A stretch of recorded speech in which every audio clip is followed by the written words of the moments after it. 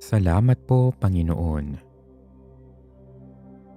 Sa mga sandaling ito, tumawag tayo sa ating butihing Panginoon upang magpasalamat sa Kanyang walang hanggang awa at pagmamahal sa atin. Buong pag-ibig at pananampalataya tayong manalangin. Sa ngalan ng Ama at ng Anak at ng Espiritu Santo. Amen. Aming Ama sa langit, lumalapit kami sa iyo ngayon nang may pusong puno ng pasasalamat. Nagpapasalamat kami sa maraming biyayang ipinagkaloob mo sa amin, sa aming pamilya, mga mahal sa buhay, at sa aming kapwa. Hindi nagmamaliw ang iyong pagmamahal para sa aming iyong nilikha. Hindi masukat ang iyong kabutihan. Sa araw-araw, patuloy mo kaming pinagpapala at binibiyayaan. Kaya naman, nag-uumapaw ang aming pasasalamat at pagtanaw ng utang na loob sa iyong patuloy na paggabay at pangangalaga sa amin sa bawat sandali ng aming buhay. Nagpapasalamat kami sa kaloob mong buhay at sa pagkakataong gumigising kami tuwing umaga na may pangako ng isang bagong araw na puno ng pag-asa. Nagpapasalamat kami sa iyo para sa kagandahan ng kalikasan at aming kapaligiran na tanda ng iyong dakilang pagmamahal. Nagpapasalamat din kami sa iyo para sa pagmamahal at suporta ng aming pamilya at mga kaibigan, at para sa dulot nilang kagalakan at kaligayahan sa aming mga buhay. Nagpapasalamat kami sa iyo sa pagbibigay mo ng aming pang-araw-araw na pangangailangan at para sa pagpapala ng mabuting kalusugan, ng lakas at sigla. Panginoon, nagpapasalamat kami sa kaloob mong pananampalataya na nagbibigay kahulugan at saysay sa aming buhay. Nagpapasalamat kami sa patnubay ng banal na Espiritu at sa kanyang pagtulong upang harapin ang mga hamon ng mundong ito.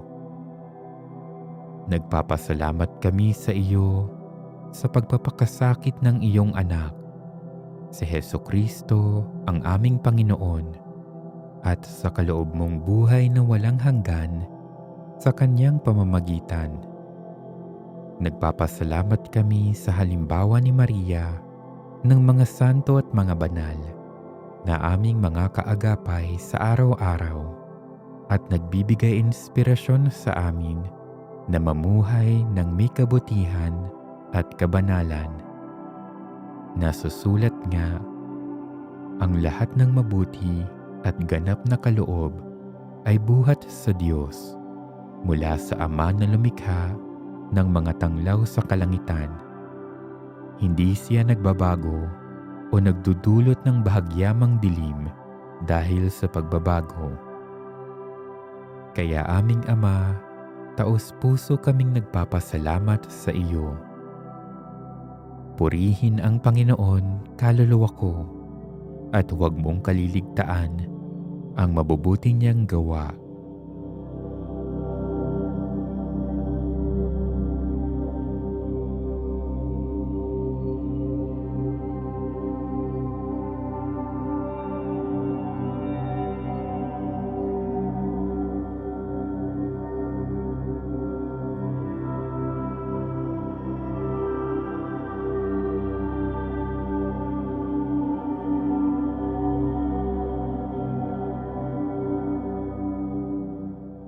Mapagmahal naming Ama, huwag nawa naming malimutan ang iyong kabutihan at pagmamahal sa amin.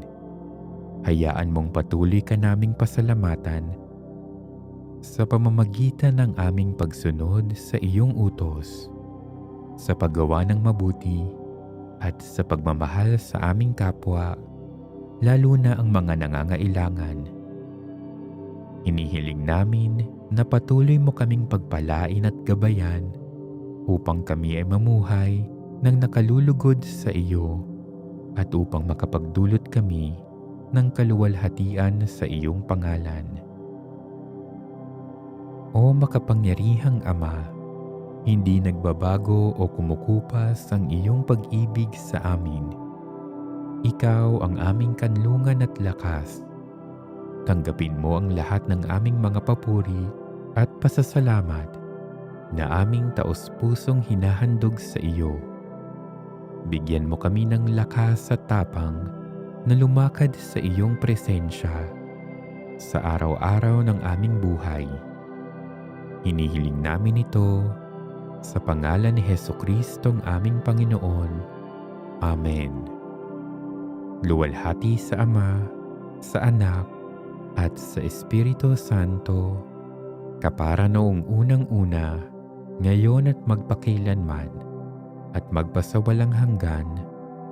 Amen. Sa ngalan ng Ama, at ng Anak, at ng Espiritu Santo. Amen.